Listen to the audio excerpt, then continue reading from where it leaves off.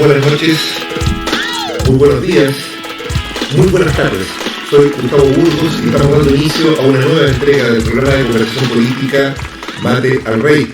Una jornada absolutamente luctuosa ha precedido a este programa. Tomamos conocimiento del sensible fallecimiento de la periodista Francisca Sandoval en la ex posta central de Santiago, quien no me cabe duda debe ser considerada no solo la primera periodista asesinada en el ejercicio de sus funciones después de José Carrasco Tapia en 1986, en un marco político absolutamente distinto, sino que además en un contexto político a diferencia de lo que ocurrió en la época con José Carrasco, en un marco político absolutamente complejo, confuso, y en el que el flamante gobierno de Boric ha tratado de plantear este hecho como una cuestión puramente accidental, como un hecho de delincuencia común, que plantea el problema de seguridad en los espacios públicos y el control de las armas, cuando en realidad estamos en presencia indudablemente de un crimen político, como hemos venido sosteniendo desde el 1 de mayo, hecho en que Francisca Sandoval fue asesinada. Y esto nos obliga a partir con este programa dedicándole esta emisión a la compañera Francisca Sandoval sobre temas sobre el cual nos despediremos oportunamente en las condiciones normales y habituales de la realización de este programa. ¿Cómo estamos, Sergio? Aquí estamos, tenemos un poco de frío, hay un poco de sueño y también algunas gotas de tristeza que me trato de sacar, pero ahí golpeado un poco por la muerte de una periodista tan joven que está entregada a informar lo que los medios oficiales callan, y cuando ya no pueden callar a los medios alternativos envían sicarios simplemente a callarlos con balas. Al parecer se empieza a hacer una norma que los gobiernos actuales empiezan a externalizar la represión más dura, y en vez de involucrar a agentes del Estado que pudieran ser perseguidos por violación a los derechos humanos, empiezan a hacer uso de este sicariato de tal forma que no se hacen responsables o tratan de no aparecer responsables políticos frente a un crimen que realmente ha golpeado fuertemente a la sociedad y que empieza de alguna forma a destruir el apoyo social que en algún momento tuvo el gobierno y las ilusiones de algunos sectores. Esa sería mi opinión. En efecto, claro, la propia este hecho no es en absoluto circunstancial o un hecho accidental, se da en el marco de una ofensiva generalizada, que desde el mismo 1 de mayo el gobierno de Boric ha perpetrado en contra de todo movimiento. Un par de días después se han realizado desalojos de vendedores callejeros en el centro de Santiago, se ha provocado allanamientos masivos en distintas poblaciones en el país. Han sido desalojados los obreros de la petrolera ENAP, los subcontratados que fueron desalojados de una toma en el ingreso de la planta, y una serie de otros hechos, la muerte de un comunero mapuche también en Tirúa, que dan cuenta de que estamos en presencia en realidad de una ofensiva represiva que aparece rubricada también por esta idea de este nuevo estado de excepción de emergencia intermedio, ¿no? Creo que la denominación que han tratado de ponerle, que no es otra cosa más que la incorporación de las Fuerzas Armadas, del Ejército, en particular en tareas de control del orden público, rasgo inconfundible de un régimen que avanza hacia formas dictatoriales de dominación. Pero bueno, estamos en una edición, en un formato humanamente hablando, Sergio, de este programa. Este es un programa especial. Tenemos una invitada que viene de España. Ella es doctora en médico y además tiene una dilatada trayectoria política. Actualmente fue parlamentaria en su país y actualmente milita en una organización que se llama Coordinación de Núcleos Comunistas. Es la compañera Ángeles Maestro. ¿Cómo estás, Ángeles? Muy bien, encantada de hablar con vosotros y de acercarme un poquito a Chile, país que no conozco desgraciadamente. Varias veces he estado a punto de ir, pero al final se canceló el viaje. Así que bueno, encantada de escuchar vuestra forma de hablar, que me gusta mucho, y un pueblo que además para mí es especialmente, forma parte de mi, yo qué sé, de mi identidad política más grande, porque yo empecé a militar en el Partido Comunista de España en la clandestinidad todavía, cuando el golpe de Estado de Pinochet en 1973, y para mí fue en fin, una sacudida que todavía permanece, ¿no? Porque hay muchas cosas, bueno, no es cuestión de hablar de eso ahora, pero hay muchas cosas que tenemos en común, el pueblo chileno y los pueblos del Estado español, en relación con la dictadura, con la transición y con muchas cosas que has dicho ahora en relación con el mundo en que vivimos. Pero vaya, yo creo que será ocasión de que lo hablemos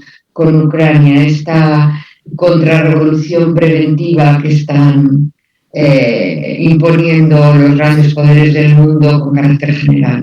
Sí, bueno, yo suscribo lo que dice Ángel. Hay un rasgo, además, digamos, de los rasgos comunes a todo país capitalista, siendo además España una potencia submetropolitana, pero no un país semicolonial o atrasado como Chile, a pesar de esas enormes diferencias. Hay una serie de elementos que yo comparto, digamos, que tienen que ver con tradiciones políticas muy parecidas. Para los chilenos, la definición respecto de la Guerra Civil Española es también uno de los primeros elementos de formación política, y particularmente respecto de lo que significó la política del Frente Popular, la cuestión del fascismo y las tareas que se plantean en la Revolución Obrera en Chile. Hay un elemento común entre la tragedia de la Guerra Civil y la tragedia de la Unidad Popular. Y tenemos muchas otras cosas en común, licenciado. No se olvide también de los grandes éxitos en la radio AM están totalmente controlados por los cantantes españoles. Exactamente. Hay que hablar de Rafael y José Luis Perales, que es claro, éxito de los éxitos, ¿no? Él sigue escuchando a José Luis Perales, lo pueden ver. Además, cuando vino acá en Santiago, era un seguidor estricto de este músico que hace conocer el encanta mucho. Pero bueno, el objeto del programa, más que el tratar estas cuestiones que hemos señalado, es una cuestión que resultó candente desde hace casi 2 meses ya, que es la guerra que actualmente tiene lugar en Ucrania.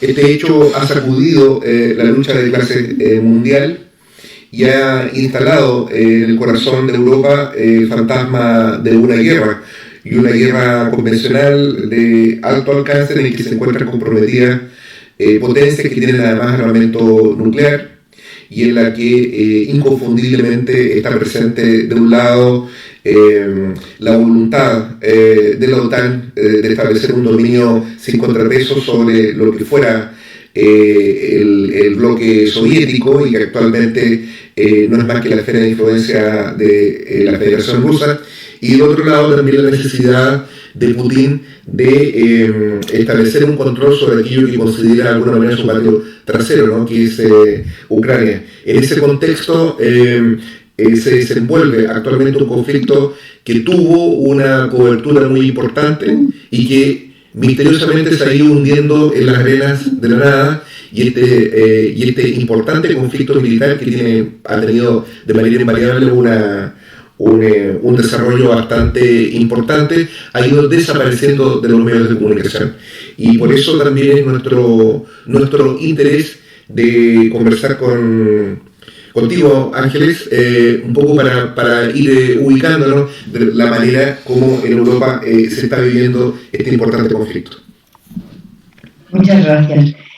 Voy a respetar, por supuesto, la pregunta, pero quiero señalar, por si lo quiere retomar, que es inevitable analizar el actual conflicto en marcha en Ucrania sin insertarlo en la enorme crisis capitalista en la que estamos. Es decir, que voy a responder a la pregunta, pero indico eso porque me parece que si no se entendería que surge de la nada el conflicto actual, ¿no? Efectivamente, lo que Rusia llama la operación militar especial en Ucrania con el objetivo de la desnazificación es un cambio cualitativo en un proceso que venía gestándose desde hace mucho tiempo. Y se venía gestando en varios enfoques, ¿no? El más inmediato es el golpe de Estado en el Donbass de 2014, una de las revoluciones de colores preparadas por Estados Unidos y por la Unión Europea. Es decir, se cambia el jefe de Estado elegido y se coloca a otra persona en su lugar con un objetivo claro, y es llevar a cabo el proceso de represión de la población del Donbass. El Donbass, Ucrania, así a rasgos generales, es un país con un alto componente agrícola, es uno de los mayores productores de trigo del mundo, y ahora la producción de trigo está bloqueada. Los propios ucranianos están impidiendo la salida de trigo por barco, ¿no? Pero tiene una zona industrial al este, que son las repúblicas, lo que ahora son las repúblicas populares de Donetsk y de Lugansk, que es una zona fundamentalmente minera y de fábricas metalúrgicas muy importante, muy importante. Se hablaba de que antes de la Segunda Guerra Mundial era el corazón industrial de Rusia, es decir, que estamos hablando de palabras mayores, ¿no? Entonces, el golpe de Estado lleva incorporada la matanza de trabajadores y trabajadoras de Odessa, el 2 de mayo de 2014, donde fueron quemados vivos en la casa de los sindicatos 150 personas encontradas muertas y 150 desaparecidos, que no han vuelto a aparecer, pero es decir, que la cosa fue importante y fue ejecutada por lo que serían las milicias fascistas con diferente nombre, el batallón Azov, sector derecho, etcétera, que llevarían a cabo una penetración progresiva en todas las estructuras gubernamentales, sobre todo en el ejército, en la policía, en los cuerpos de seguridad del Estado, sobre todo, pero no solo. Por ejemplo, en el Ministerio de Educación, en el Ministerio de Industria, es decir, hay una penetración de esas milicias fascistas que venían existiendo desde el final de la Segunda Guerra Mundial. Es decir, la Ucrania fascista fue una aliada clave del nazismo alemán en el avance hacia la Unión Soviética, ¿no? Y estas milicias fascistas fueron especialmente salvajes. Yo recomiendo ver una película rusa, no soviética, rusa, que se llama Ven y mira, que habla precisamente de la política de tierra quemada de las tropas nazis en Bielorrusia, en Ucrania y en Rusia, con el apoyo de las milicias fascistas. Es decir, no fueron solo los nazis, eran las milicias fascistas quienes colaboraban en el exterminio, porque fue una política de tierra quemada. El objetivo nazi era vaciar el este de Europa para poder expandirse ellos. Por lo tanto, se reunía la gente en un espacio grande en el pueblo y se le quemaba viva, ¿no? Eso es importante tenerlo en cuenta, porque lo de la desnazificación no es una palabra vacía. Y el recuerdo del nazismo, que supuso más de 26 millones de muertos en la Unión Soviética y que acabó con la vida, por ejemplo, en Bielorrusia, de 1 de cada 3 personas de la población total, es decir, estamos hablando de cantidades inmensas de asesinados, y claro que permanece en el recuerdo. permanece en el recuerdo de la gente. Es decir, que es imposible encontrar a una familia rusa, bielorrusa o ucraniana que no haya tenido un muerto, ¿no? Entonces, claro, el conflicto de Ucrania tiene dos dimensiones. Una, el tema, y yo creo que eso es importante para países como Chile y España, que tenemos muy, muy cerca la experiencia del fascismo. Por un lado tiene la amenaza fascista claramente apoyada por los gobiernos de la Unión Europea y Estados Unidos, tengo que decir, incluyendo el autoproclamado gobierno progresista de España, del Partido Socialista y de Podemos, que ante la falta de políticas sociales, sino todo lo contrario, lo único que agita es el espantajo de la extrema derecha, mientras está enviando armas a los fascistas de Ucrania, ¿no? Y bueno, por cerrar la pregunta, la otra dimensión es una dimensión geopolítica y estratégica evidente, y es el avance de la OTAN alrededor de Rusia y de Estados Unidos alrededor de China. Yo quiero, porque en América Latina yo comprendo que esto se ve, todo lo que tiene que ver con Europa, lógicamente se ve de una manera más lejana, ¿no? Pero hay que recordar que la creación de la OTAN se produce 6 años antes de la creación del Pacto de Varsovia. Es decir, eso es muy importante, porque la lectura que se ha dicho es que se crea la OTAN para enfrentar al Pacto de Varsovia. Absolutamente falso. Se puede buscar en cualquier documento. La OTAN se crea en el año 1949 y el Pacto de Varsovia en 1955. Y se crea el Pacto de Varsovia cuando se rompen todo por parte de Estados Unidos todos los acuerdos de la Segunda Guerra Mundial acerca de la neutralidad de Alemania, y Alemania se incorpora a la OTAN. Es en ese momento cuando se crea el Pacto de Varsovia. Esto es historia, o sea, no son especulaciones, son hechos históricos, ¿no? Pero lo que me interesa resaltar ahora es que, en teoría, el enemigo de la OTAN era la Unión Soviética. Pero desde el punto de vista geopolítico, el objetivo fundamental de la OTAN es el control de Europa. Es decir, el control de Europa occidental. Y todo ello mediante el Plan Marshall, en el aspecto económico, la reconstrucción de Europa planificada y financiada desde Estados Unidos, y de lo que estamos hablando ahora en el plano militar, con una Europa sin ejército propio.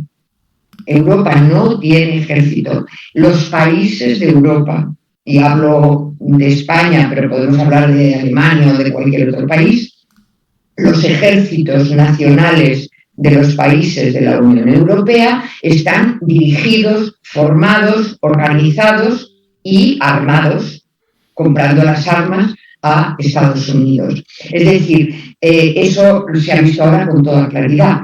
No hay independencia política sin independencia militar. En ese punto, Ángeles, en ese sentido, ¿la OTAN es un frente imperialista o es un instrumento de la dominación imperialista norteamericana? Absolutamente. Yo creo que ese ha sido otra de los elementos centrales de esa crisis, porque Europa intentó el euro, se habló de un euroejército, de una política independiente de seguridad y de defensa, todo eso se habló, y ahora eso ha sido barrido absolutamente. La identidad política independiente de Europa ha muerto. En momentos en los que la guerra, como decía al principio, es uno de los aspectos centrales de la crisis capitalista, la identidad política de potencias intermedias como son la de la Unión Europea, hoy por hoy, Yo creo que en análisis políticos no hay que hacer profecías porque las contradicciones son muy fuertes al interior de Europa. Porque, claro, las sanciones a Rusia, Estados Unidos las decreta y las pagamos los pueblos del mundo con el encarecimiento de la energía, con el encarecimiento de los productos de todo tipo, pero especialmente en la Unión Europea, donde la dependencia del gas ruso, del petróleo ruso, de las importaciones y exportaciones con Rusia, con la gran potencia rusa, son importantísimos. Y claro, uno de los objetivos inmediatos del accionar de Estados Unidos es lo que ha conseguido, y es cancelar la apertura del gaseoducto Nord Stream 2, que está terminado, pendiente de una autorización administrativa y que debía traer a Alemania el gas ruso directamente por el mar Báltico, por debajo del mar, pero es decir, directamente sin pasar por ningún otro país. Eso es muy importante, porque los conflictos pueden hacer que el gas se corte. Y venía directamente de San Petersburgo o Leningrado a Alemania. Y esto está parado. Y claro, eso está suponiendo que en Alemania las movilizaciones son muy importantes, en Grecia también, en España no ha sucedido todavía, pero el encarecimiento de los productos de primera necesidad es espectacular, directamente por la ausencia de importaciones de fertilizantes, por ejemplo, o por el encarecimiento de la energía, de la luz, de los combustibles, etc. Es decir, hoy por hoy Estados Unidos ha conseguido su objetivo, y es poner de rodillas a la Unión Europea. Sergio tiene una pregunta. Sí. Sí, a nivel del público común y corriente, del trabajador, que hemos visto que en Europa han hecho fuertes esfuerzos por contar una sola versión de la guerra. Digamos, se ha impedido, ya se impide la llegada de otros, se les llama medios de propaganda, lo cual es muy ridículo porque son todos los medios de propaganda, a RT y a otro tipo, a Sputnik también. A nivel de la gente común y corriente, ¿cómo ha llegado la propaganda? ¿La gente siente una simpatía por Zelensky, por el pueblo ucraniano? ¿Se mantiene alejado? ¿Considera que no es su guerra? ¿Cuál es, si tú pusieras un termómetro afuera, salgaras por la ventana, olvidando a tu vecino que mete tanto ruido, pero si te fijas en el resto de la gente le llega esa propaganda? ¿Cuál es la visión? Yo añadiría otro elemento a la pregunta que hace Sergio. Se hizo público las relaciones entre Putin y el grupo Vox en España. ¿Eso ha tenido algún impacto también? ¿Cómo se vive este conflicto desde España? Bueno, en primer lugar decir, y eso es muy importante tenerlo en cuenta, y es que el aparato de propaganda que controla todos los grandes medios de comunicación en el mundo occidental, digamos, en el mundo controlado por Estados Unidos y por las grandes... Todo eso recibió un entrenamiento importantísimo con el COVID. Eso a mí me parece que es muy importante. Con la financiación, el soborno de medios de comunicación, la corrupción, la censura de cualquier versión que no fuera la oficial, fue ensayada, desgraciadamente con éxito, por todos los grandes medios de comunicación y por todos los gobiernos, de manera que la versión de la pandemia COVID fuera la versión hegemónica y cualquier otra, o fuera eliminada cualquier otra, independientemente de que viniera de grandes científicos del mundo, era eliminada o denigrada o difamada, ¿no? Eso es muy importante porque por eso decía yo de hablar de la crisis, la estrategia del Foro Económico Mundial de control del mundo tiene un enlace directo entre la guerra, el gasto militar, la militarización de la sociedad, la represión, el fascismo y el ensayo del confinamiento y de las políticas represivas sin ninguna base científica, y ahora hago referencia a mi profesión como especialista en salud pública, se pusieron en marcha medidas sin ninguna justificación científica, pero sí como un ensayo de control y sometimiento de poblaciones. Entonces, quiero decir algo más, y es que llamo a las personas que nos están escuchando a seguir la línea de una información que está empezando a surgir, y es la presencia de laboratorios de armas biológicas en Ucrania que han sido encontrados por las tropas rusas, y en los laboratorios de armas biológicas financiados y organizados por el Pentágono de Estados Unidos, con la colaboración de empresas farmacéuticas multinacionales como la Pfizer, como Moderna y como Merck.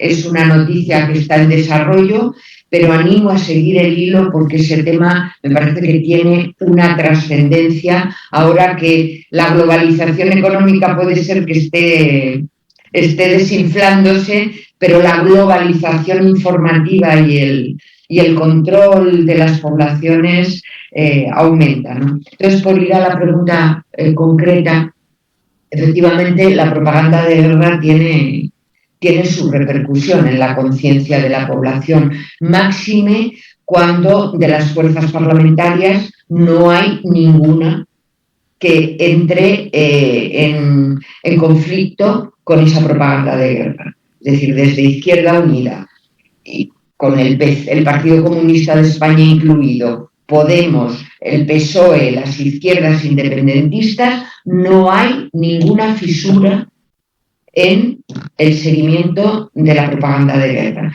Y claro, eso es muy aplastante porque los grupos que estamos teniendo posiciones coherentemente antiimperialistas y antifascistas somos muy minoritarios y obviamente no tenemos acceso a los medios de comunicación. No obstante, yo creo que hay razones para tener esperanza en cambios políticos importantes. Uno viene derivado de lo que es la realidad material, y es que la presión sobre las condiciones de vida, con unos salarios de miseria, con unas pensiones muy bajas, es el sustrato histórico de los procesos de levantamientos populares. Es así, es decir, que aquí hubo una huelga muy importante de trabajadores autónomos y de pequeñas empresas del transporte y de la pesca, que no podían salir a pescar teniendo que pagar unas cantidades enormes por los combustibles. Claro, lo que han hecho es cargar el precio en los productos, y ahora son los consumidores los que estamos, y lo digo en primera persona, la subida de precios. Lo que cuentan aquí los vendedores es que los supermercados suben los precios todos los días y a veces 2 veces al día. Es decir, me recuerda la Alemania de antes de la Segunda Guerra Mundial, con una inflación galopante y, claro, con una amenaza de estallido social que, por otro lado, como bien hablábamos antes, es lo que relaciona directamente con la presión represiva y con medidas que cada vez más se parecen. Por ejemplo, aquí que decías en relación con el asesinato de esta compañera, promovido por el propio gobierno progresista que dicen ellos, ya ha habido, el verano pasado, hubo maniobras y ejercicios conjuntos de determinadas agrupaciones del ejército, de la policía y de la Guardia Civil con objetivos de orden público. Eso en España. Es decir, que eso es lo que tiene que ver con un estallido social. Y por otro lado, el discurso monolítico. Para algunas personas pues simplemente se lo tragan y ya está. Pero hay un dato que yo quiero decir, y es que en el último trimestre en España ha descendido en 3,7 horas diarias la cantidad promedio de el tiempo que la gente utiliza en ver la televisión, ¿no? Es decir, porque eso es importante, porque claro, la televisión es 100% propaganda de guerra, ¿no? Entonces, bueno, por eso yo digo, estamos preparando movilizaciones contra la cumbre de la OTAN, que por cierto se celebra en Madrid por primera vez en la historia, el 28, 29 y 30 del mes de junio. Decir que en España hubo un referéndum para decidir la entrada en la OTAN en el año 1986, en el que la votación en contra fue muy importante y hubo comunidades autónomas como el País Vasco, Cataluña, Canarias, en los que ganó el no. Pero el sí, la gente que votó sí con 3 condiciones, que es la pregunta que hacía el gobierno. ¿Usted estaría de acuerdo en pertenecer, en que España se incorporara a la OTAN? Sí, nunca formara parte de su estructura militar. Sí, nunca hubiera almacenamiento o paso de armas nucleares por el Estado español, y sí se redujera progresivamente la presencia militar norteamericana en España. Las 3 condiciones han sido absolutamente vulneradas. Recuerdo que cuando, ni más ni menos, me refiero a lo de la estructura militar, aparte que la OTAN y Estados Unidos dirigen el ejército español, el secretario general de la OTAN, cuando la destrucción de la República Federal de Yugoslavia era Javier Solana, miembro destacado del Partido Socialista, era el secretario general de la OTAN. Los acuerdos bilaterales con Estados Unidos, España renuncia a preguntar si hay armas nucleares o no, con lo cual, bueno, no sabemos. Y por otro lado, la presencia norteamericana es obviamente cada vez mayor, teniendo en cuenta el valor geoestratégico de la península ibérica, que nos hace ser una plataforma de bombardeos a África, a Oriente Medio, ahora para Europa del Este. Y disculpa, Gustavo, que se me olvidó lo que tú preguntas. Tenía que ver básicamente con una cuestión que es bien importante, digamos, la información que a nosotros nos llega sobre la situación en Europa en particular, está obviamente filtrada por la prensa norteamericana y da la impresión de que España no es una excepción. Vale decir que existe la idea de que en la guerra está en juego de alguna forma los valores democráticos, los principios de una sociedad libre, y que en consecuencia lo que debería hacer España es ponerse al servicio de la causa de la OTAN, y que en definitiva es la causa norteamericana. Me llama especialmente la atención que, al igual que en Chile, en la totalidad del arco político oficialista con representación parlamentaria, observen una posición común. Y esto es especialmente importante respecto a los hermanos gemelos del Frente Amplio chileno, que es el grupo Podemos de Iglesias, Edregón, no sé, y compañía, ¿no? Que son los... Rejón ya no está más allá, se fue con el... Bueno, pero la posición es la misma. Pero estamos hablando de la misma izquierda hipster, sí. De alguna manera se ha venido planteando con los paradigmas formales o estéticos del posmodernismo como un ayornamiento, como un ajuste al día de la izquierda tradicional. Recordemos de que en 1986, si la memoria no me recuerda, gobernaba en España Felipe González, y de alguna forma las bases fundamentales de la sustentación del régimen español provienen precisamente de uno de los riñones políticos de la burguesía, cual es el Partido Socialista Obrero Español, nombre que induce a error, pero que sin duda alguna, de la misma manera como el Partido Socialista en Chile, se han transformado en piezas fundamentales, articuladoras del régimen político. Y en ese orden, yo creo que ha dejado sumamente claro el papel como el régimen en España se ha instalado al servicio de la política imperialista y al mismo tiempo cómo esto ha afectado diariamente, y esto es un hecho también común para Chile. Nosotros estamos viviendo uno de los procesos inflacionarios más importantes del último periodo después de la guerra, que ha llegado a cerca de un 10% en un país que tiene una estabilidad económica remarcable. Es un hecho muy significativo. De tal suerte, Ángeles, o Niles, como se dice en la familia. Como quieras. ¿Cómo se ve el desarrollo? O sea, ¿hacia dónde va este conflicto bélico y de qué manera esto se está expresando en la lucha de clases, al menos en España? Sí, yo quería solamente que Niles respondiera a la pregunta que usted hizo, que después parece que se lo olvidó. Licenciado, yo estoy preocupado, más o menos, ¿cuál es su...? Sí, me acuerdo, me he acordado ahora. ¿Te acordaste ahora? Del Vox, Sí, Putin. Sí, pero en un aspecto secundario. Sí, está bien. Bueno, vamos entonces con Vox primero. Vale, efectivamente, la relación de las fuerzas nacionalistas con tintes de extrema derecha o de extrema derecha directamente en Europa ha sido una relación buena con Putin, es decir, con Rusia, en la medida en que tenían como objetivos compartidos de cara a la galería, podríamos decir, la salida de la OTAN, por ejemplo.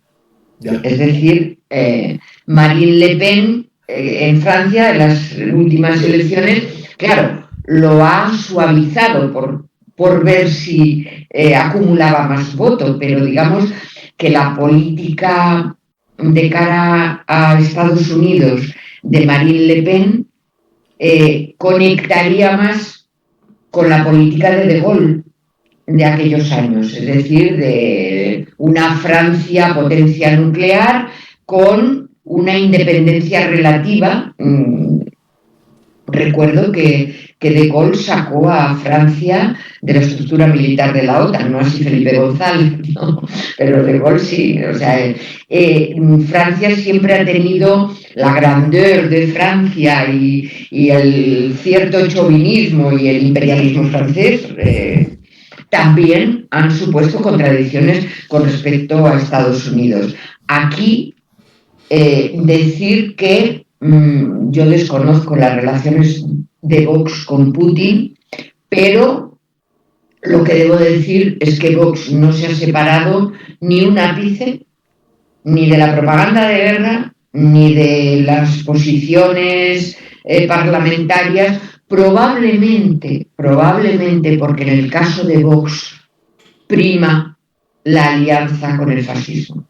Es decir, el fascismo, la presencia de mercenarios internacionales procedentes de organizaciones fascistas luchando en Ucrania junto con el batallón Azov o el sector derecho de las organizaciones fascistas es importante. Es decir, que me parece que en este momento la extrema derecha más radical se aproxima más a sus homólogos fascistas ucranianos que a lo que pueda suponer un entendimiento con Rusia, producto, yo creo, que más que de otros temas ideológicos, producto de una tendencia que en estos momentos se está manifestando con claridad y una potenciación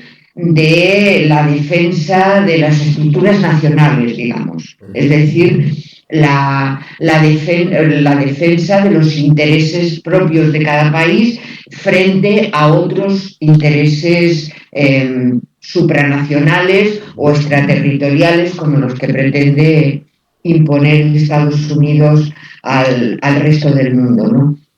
Me preguntabas sobre por el previsible desarrollo del conflicto. A ver, hay dos tendencias que bueno, están en marcha conjuntamente y que depende de cuál de ellas prevalezca, ¿no? El cerco de la OTAN a Rusia, recuerdo que en 1991 la OTAN prometió a Gorbachov, después del hundimiento de la Unión Soviética, que la OTAN no se expandiría ni un centímetro hacia el este. Rusia se lo creyó y destruyó el Pacto de Varsovia.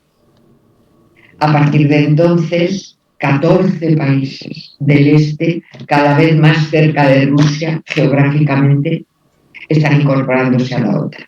El último ha sido o serán Finlandia y Suecia, aunque no eran de la ex Unión Soviética, pero eran países neutrales cuya neutralidad forma parte de los tratados internacionales de después de la Segunda Guerra Mundial y que están saltando en pedazos en este momento, ¿no?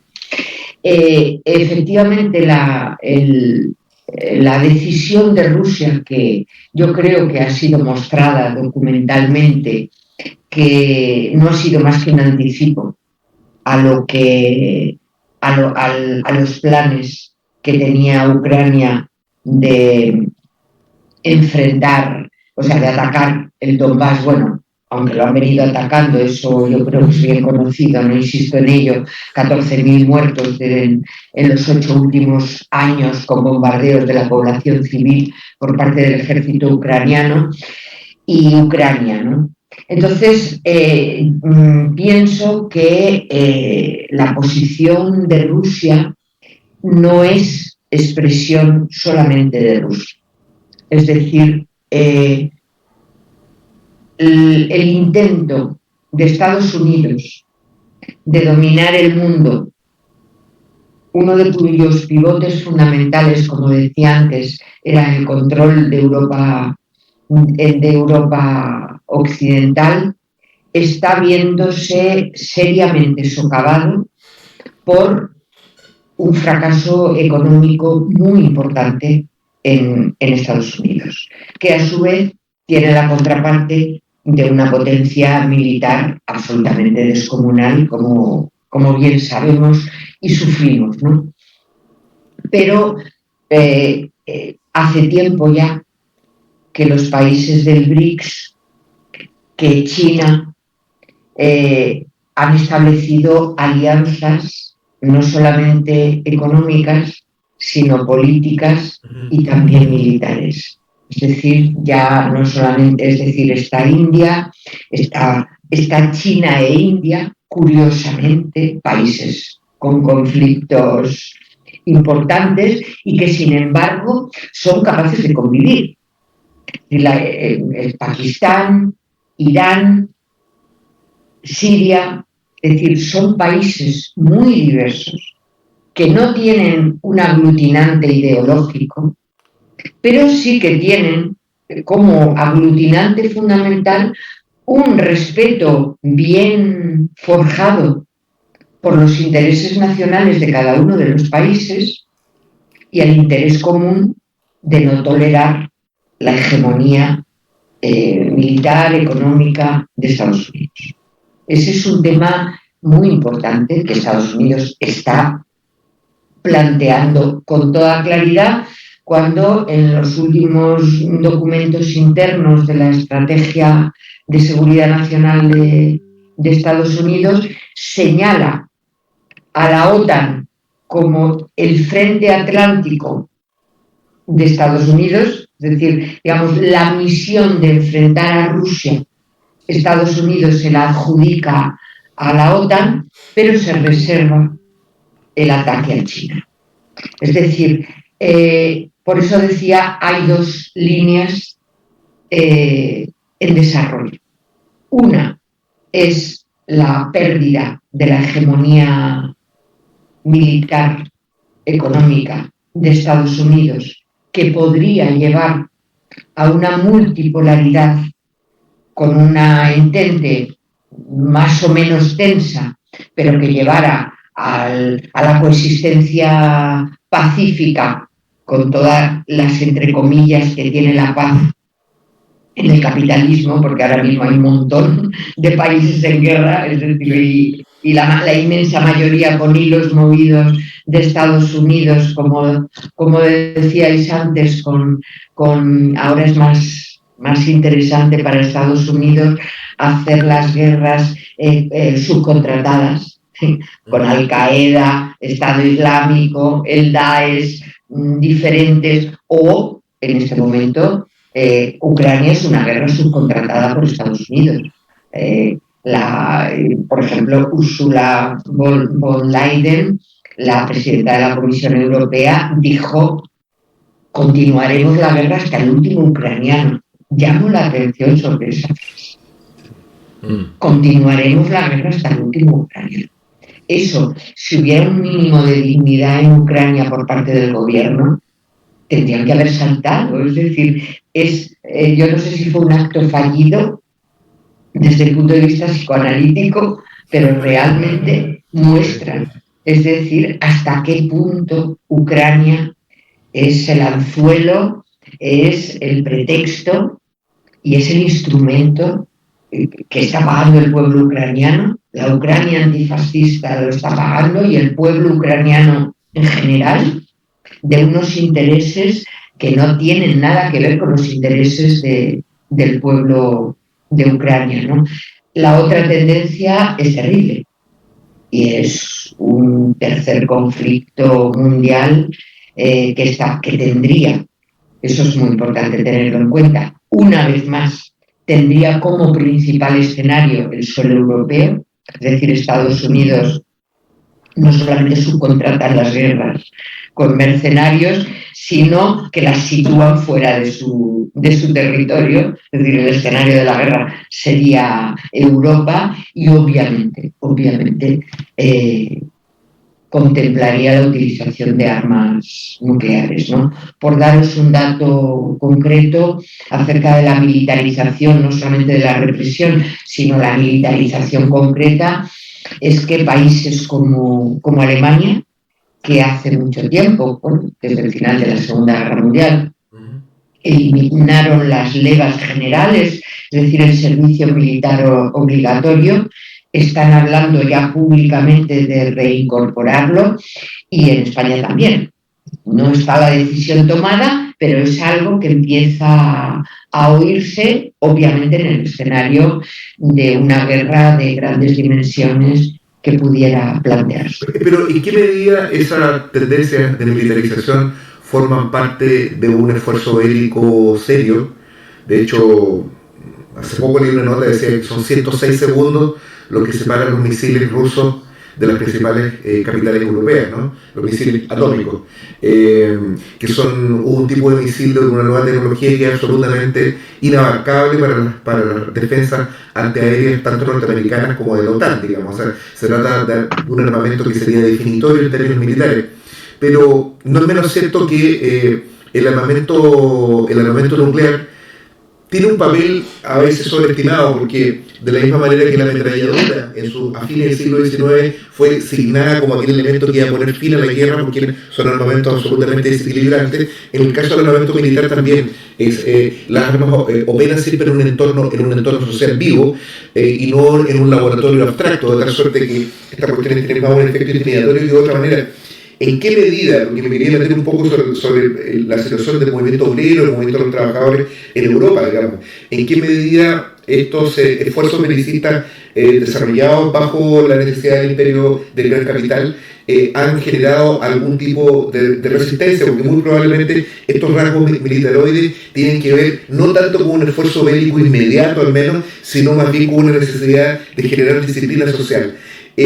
Para ponerlo en términos futbolísticos, digamos, ¿hay fervor patriotero en este momento en España o existe una tendencia de independencia por parte de los trabajadores al ver cómo sus condiciones materiales de vida se ven amenazadas como resultado también más política? ¿Qué es lo que domina en este momento? ¿La tendencia, digamos, a la militarización, la tendencia imperialista, llamémosla de corte fascista, dentro del entorno de la vida en España? y en Europa, o estas tendencias de independencia de clase y de expresión, digamos, de autonomía por parte de los trabajadores? No hay una respuesta clara en este momento, porque yo creo que los procesos están en desarrollo. Es decir, puedo decirte que no hay un fervor patriotero, aunque la propaganda, como por ejemplo el que se desarrolló cuando todo el conflicto con Cataluña, donde proliferaban las banderas y todo eso, ¿no? Eso no está produciéndose claramente, la negativa es clara. Aunque la propaganda de guerra, de la criminalización de Rusia y en concreto de Putin, igual que pasó con Saddam Hussein o Milosevic o Bashar al-Assad o Gaddafi, es decir, eso es la propaganda de guerra al estilo de los seriales, de las fotonovelas, pues identifica en una persona el conjunto de todos los males de la manera más simplista y más ridícula, ¿no? Villano invitado parecía antes en la serial de Batman, decía villano invitado y ponían la foto del villano invitado. Es verdad.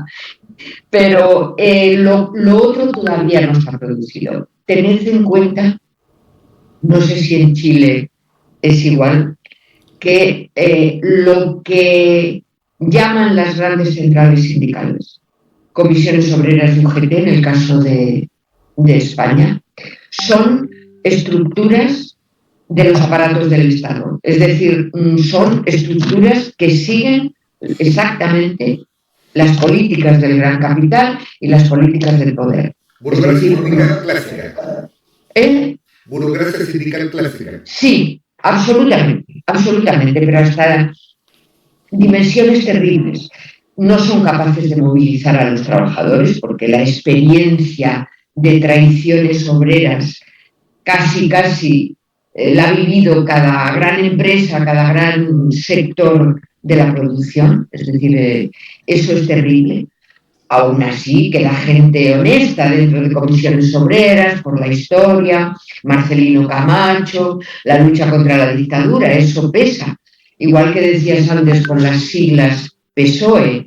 Lo que pasa es que, claro, eso, cuando realmente obedece a políticas, que son las políticas del poder, las siglas y la historia son elementos funcionales a la anestesia social y a que la gente no sea capaz de discernir, nunca mejor dicho, de dónde le vienen las balas del enemigo ni quién es el enemigo, ¿no?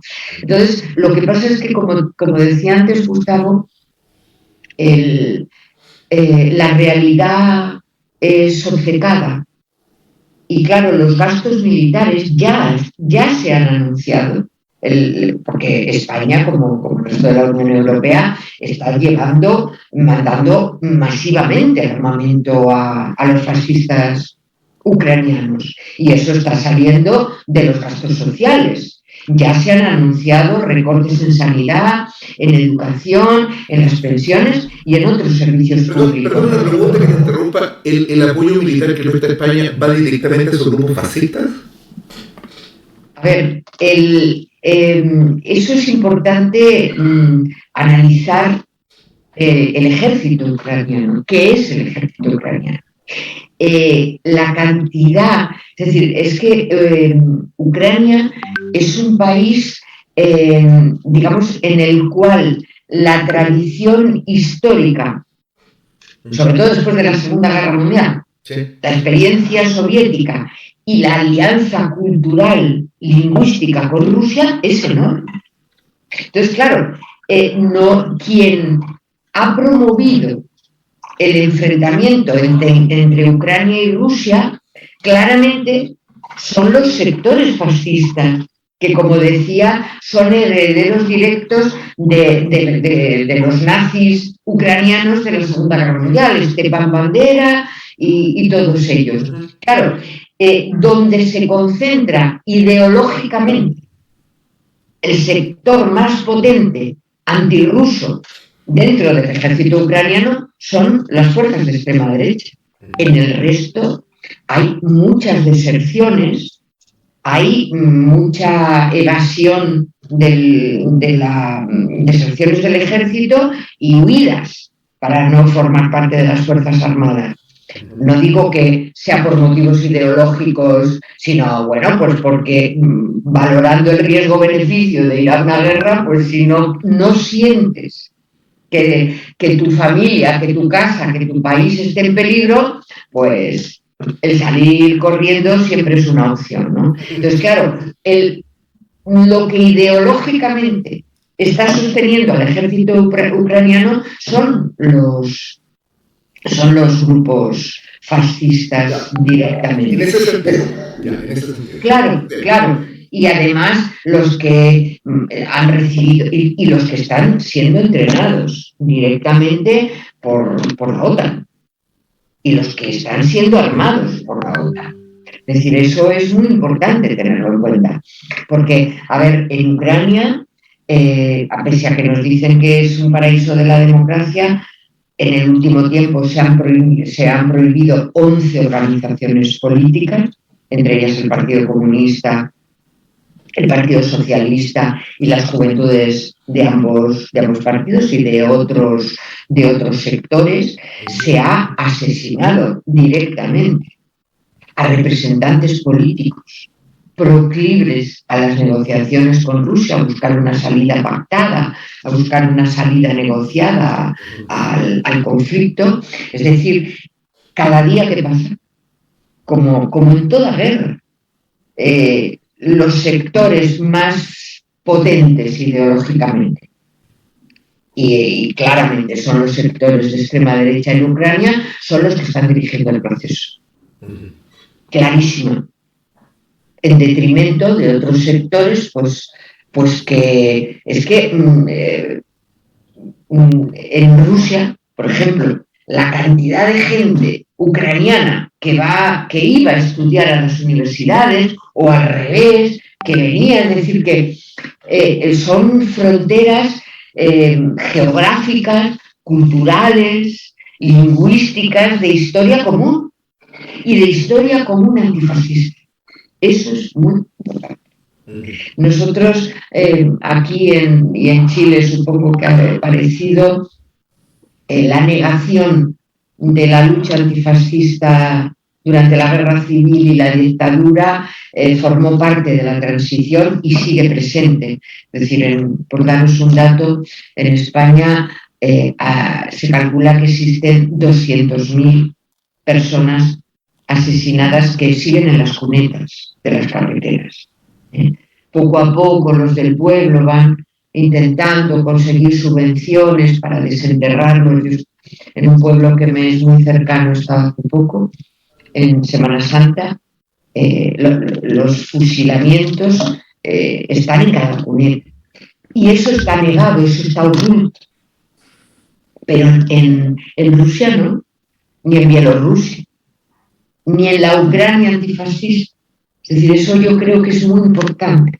Es decir, que efectivamente Putin ni es Lenin, ni la Unión Soviética es Rusia, ni nada. Ni Rusia es un país socialista y los intereses económicos, empresariales, capitalistas, son muy fuertes. Pero la identidad antifascista y la memoria histórica de lo que sucedió en la Segunda Guerra Mundial tiene una presencia no solamente muy fuerte, sino creciente y que abarca a las generaciones jóvenes, que es muchísimo más importante. No es una cuestión de un relato de los viejos que se acuerdan de lo que pasó. Eso es muy importante. Sergio Risenberg tiene una pregunta. Sí. No, solamente para respaldar lo que decía Ángeles, que incluso de todos los que nombraste que habían, digamos, pedido ingreso a la OTAN, Putin también contaba que él pidió con Rusia entrar a la OTAN. Sí, no es una... Yo no sé si era una broma o lo hizo en serio. Bueno, él estaba muy enojado al comienzo del conflicto y por lo que había hecho la OTAN, porque decía que a él siempre lo deberían haber tomado como un socio y no haber hecho la guerra que habían hecho. Entonces, claro, el muchacho no es de los trigos muy limpios tampoco. No, desde luego. Y además yo creo que también la evolución de Rusia desde la época Gorbachev a Yeltsin. El otro día me contaba una amiga rusa que no tiene nada que en fin, es una mujer normal, no tiene ni ningún compromiso ni ningún tipo de formación política. En temas políticos es más bien ignorante, ¿no? Digo por situarlo, que no es una mujer... Ojalá que no vea el programa. Es buena persona y muy apreciada por mí. Y me contaba que la gente en la calle, para hacer un sinónimo de la palabra criminal, sitúan a Gorbachev y la palabra crimen como la perestroika. Ni siquiera Yeltsin, a Gorbachev. Es decir, esa es la percepción que tiene la gente de la calle en Rusia del desastre que supuso la caída de la Unión Soviética. Eso a mí me llama mucho la atención porque revela que hay cosas muy diferentes que en Rusia han permanecido y que además yo creo que ese es otro tema muy interesante que yo quiero investigar, del cual no puedo dar todavía resultados. Y es que todo este cerco occidental hacia Rusia y China, lógicamente, debe estar cambiando la influencia relativa de los grupos del poder dentro de los gobiernos respectivos. Es decir, tanto dentro de Rusia como de China, incluso dentro del Partido Comunista Chino, hay magnates y hay gente que tira hacia la mejora de las relaciones con Estados Unidos y con Occidente, es decir, que manda a sus hijos a estudiar a universidades de Estados Unidos, que tiene inversiones directas en las grandes empresas multinacionales norteamericanas, y claro, tanto en Rusia como en China, o sea, hay fuerzas contradictorias que tiran hacia diferentes relaciones. Claro, la agudización de las contradicciones, y la más gorda de ellas es la guerra, está haciendo que la pérdida relativa de influencia de los sectores pro-occidentales, pro-Estados Unidos, pro-OTAN, estén perdiendo fuerza interna, tanto en Rusia como en China. A mí me parece que ese proceso que también afectará seguramente a otros países de los BRIC, pero que es especialmente manifiesto en Rusia y China, me parece que es uno de los elementos importantes a seguir. Yo, por lo menos, es una línea de trabajo que apunto, porque me parece que es muy importante, porque todo proceso político, hasta en la Alemania fascista, había intereses internos dentro, que eso es algo que solemos olvidar, ¿no? Sí. Bueno, digo, por aquí, ¿no? Olvidamos la presencia... Que a veces están los fachos y los más fachos. Sí, no, la contradicción como un elemento de dinámica histórica, ¿no? La contradicción. Olvidamos, tenemos a ser, digo por aquí, ¿no? Más allá de que seamos ateos, la cuestión de blanco o negro del maniqueísmo católico, cuando los procesos son procesos de dinámicas de cambio, ¿no? Y eso es lo que importa, porque es lo que señala la dirección, ¿no? Ángel, para ir cerrando esta entrevista que es muy interesante, córtala el contado, licenciado. Yo quería hacer una pregunta respecto a cuál es el llamado que hace tu organización, la Coordinación de Núcleos Comunistas, a los trabajadores españoles, a los trabajadores europeos en general, frente a este conflicto. ¿Cuál es la convocatoria? O sea, tú dices que hacer un titular o mandar un telegrama, no al espacio sideral, sino que a los trabajadores del mundo. ¿Cuál es el llamado que ustedes están haciendo? Pues mira, el llamado concreto es a identificar algo que solo la clase obrera puede hacer, y es el origen común de todo el sufrimiento evitable que cae fundamentalmente sobre los trabajadores y trabajadoras y sobre las capas populares. Es decir, la unidad esencial del origen de todos los desastres que nos caen en los trabajadores. Por eso, en ese sentido, la crisis general del capitalismo que está sufriendo en estos momentos, la más grande de su historia, tiene dimensiones de incremento de la explotación, de incremento de la represión y del control social. No han renunciado a todos los pasaportes de vacunación, al QR, al control digital de los movimientos económicos y físicos de los trabajadores como elemento de la represión y de control social. La vinculación con la guerra, la vinculación con la negación de la memoria histórica, la vinculación con la desarticulación de las organizaciones revolucionarias que aspiran, porque es la única posibilidad de salvación de la humanidad, y es que la clase obrera, los sectores oprimidos, se conviertan en sujeto político de la revolución a escala internacional. No hay otra esperanza. Cuanto más tardemos en empezar a dar pasos políticos y organizativos para que la independencia de clase se sitúe con claridad frente al poder criminal que tenemos, y analizar sus contradicciones, porque eso es muy importante. El poder es muy fuerte, lo que tenemos enfrente es enorme, pero tiene contradicciones, luchas internas que pueden favorecer lo que en toda la experiencia histórica se ha manifestado, que los momentos de grandes crisis, incluso la gran crisis que supone la guerra, son momentos de oportunidad para los procesos revolucionarios, porque son procesos de desestabilización del poder y en los que mucha gente que no veía qué es lo que tenía delante, cuál es su enemigo, puede verlo con mucha más claridad. Así que, bueno, los momentos son complicados, pero hay que decir que precisamente los momentos que anuncian grandes tormentas son momentos positivos para quienes sabemos que del capitalismo no se puede esperar más que barbarie, miseria y muerte.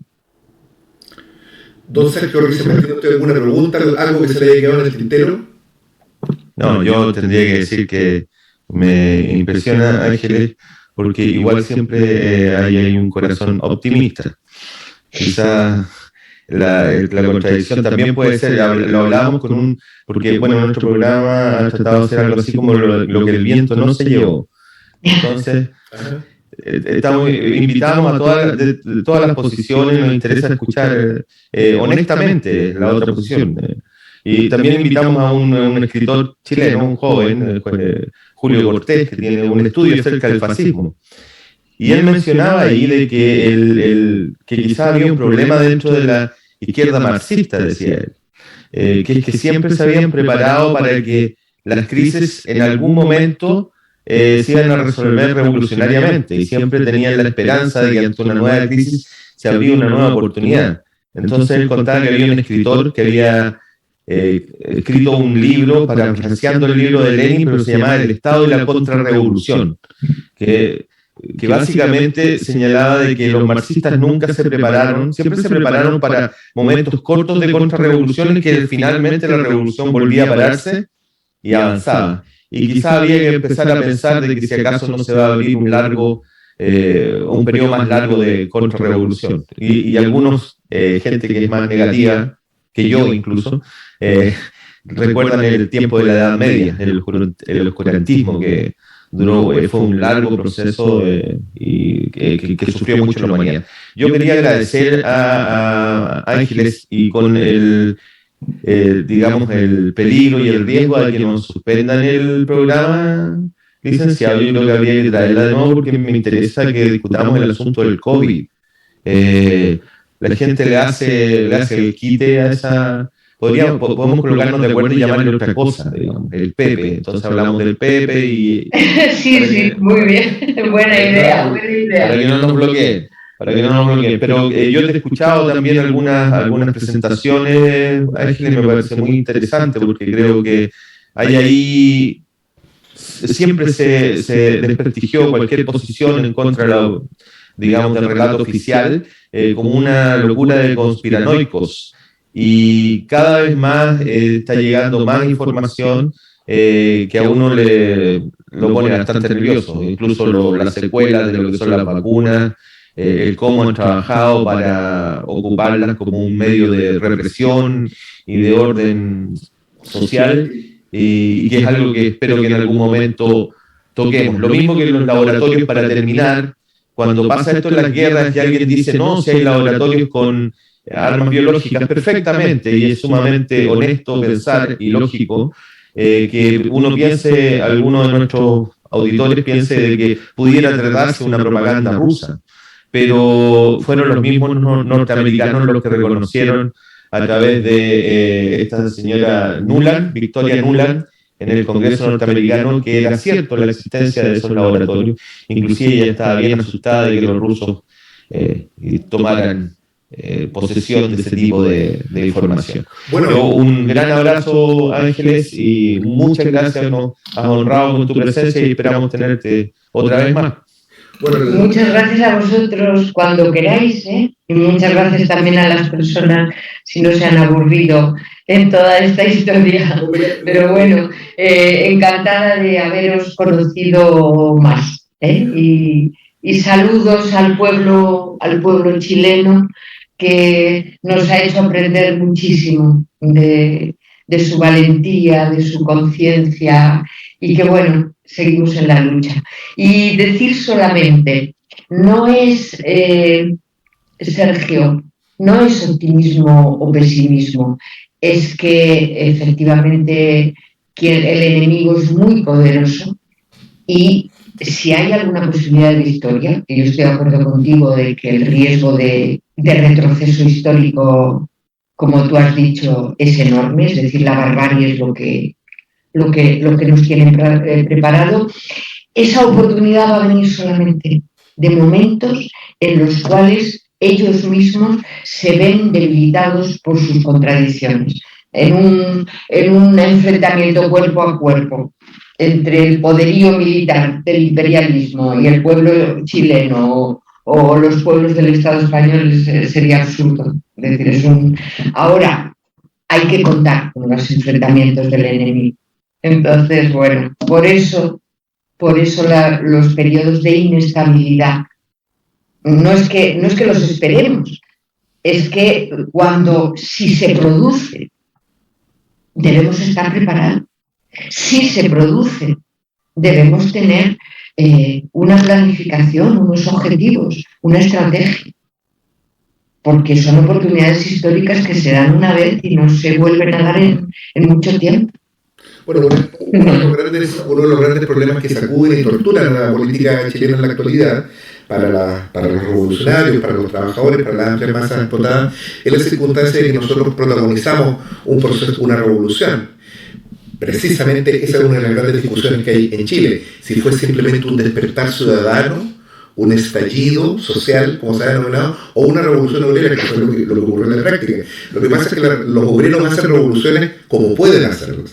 Y carentes de dirección revolucionaria, lo que hicieron fue de alguna forma hacer saltar el régimen que hoy día se está reconstruyendo palmo a palmo de la misma manera como el proceso revolucionario del año 2001-2002 en la Argentina hizo caer el régimen bajo la consigna de que vayan todos, y después se recicló bajo el kirchnerismo con la idea de el que vuelvan todos. Y eso fue lo que ocurrió en la Argentina, y actualmente estamos viviendo las consecuencias en Argentina precisamente de esa falta de dirección. En el caso chileno, este proceso está aún en ciernes.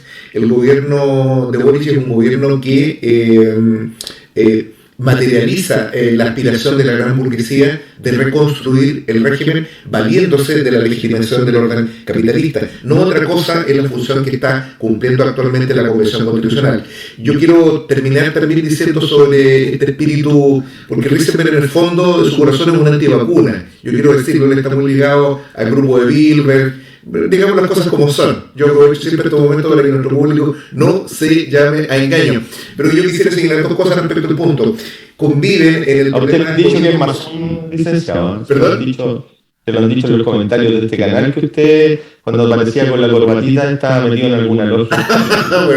Bueno, esas son acusaciones propias de mentes afieradas. Pero lo que quería decir es lo siguiente, que actualmente tenemos una, en la cuestión del COVID, solamente por señalar un punto, todo hecho relevante de la lucha de clases es víctima precisamente de las clases sociales que impugnan, y de tal manera, hasta un partido de fútbol puede ser y necesariamente va a ser instrumentalizado por el régimen para llevar agua a el molino de sus intereses de clase. De tal suerte que el descubrimiento de que existan estas cuestiones detrás de los operativos de la pandemia es en realidad la constatación de que es un hecho que tiene relevancia política. El problema de fondo, a mi juicio, no tiene que ver tanto con ese hecho, porque en realidad hasta con esta conversación Bill Gates está ganando plata. Cualquier cosa que ocurra en el mundo significa que le ingresa plata a la cuenta de Bill Gates. El punto en realidad es que existe en la actualidad un entorno que impide dar cuenta de un debate político de fondo, de clase, sobre esta cuestión. Porque no es menos cierto también que para los trabajadores la existencia de un sistema de control sanitario frente a un hecho de la naturaleza que es la pandemia también forma parte, digamos, de los reclamos obreros, lo que no tiene nada que ver con que estas medidas se hayan aplicado, porque en Chile, al igual que en el resto del mundo, esta cuestión se ha orientado principalmente al control social. Nosotros lo estamos viendo de una manera también bastante catastrófica, como por ejemplo en las propuestas de cambio gubernamental, que es de la utilización de las Fuerzas Armadas para el control público, que ha sido denominado por este gobierno Teletubby como un estado de protección. Fíjense cómo los verbos y el lenguaje comienzan a ser utilizados en un sentido inverso de aquel que tienen en la vida social. Bueno, con la promesa de un nuevo programa para tratar este tema. ¿Cuántas vacunas se ha puesto usted, licenciado? ¿Cuántas de las vacunas como corresponde? Él lleva 4, él es un buen ciudadano. Yo voy a tener la segunda porque nunca me convenzo. Y no me agradezco nada, eso quiero dejarlo claro. Ángel, ¿cuántas vacunas llevas tú? Yo no me he vacunado. Ahí está. Yo estoy en el punto medio, soy mucho más equilibrado que ustedes dos. No me dejo llegar por los extremos. Me vacuné y me paré en la mitad. Bueno, dale una guita, se la pone usted. Absolutamente. Bueno, quedamos en eso y con la promesa de una nueva invitación a Ángeles Maestro, que es una compañera que se ha pedido de una manera muy importante para contribuir al debate político, al debate político por un lado, y espero también que este programa sirva para contribuir a ir generando lazos políticos con la clase trabajadora en la lejana, iba a decir República, en la lejana Ojalá. Ojalá. Hasta luego, muchas gracias. Buena suerte.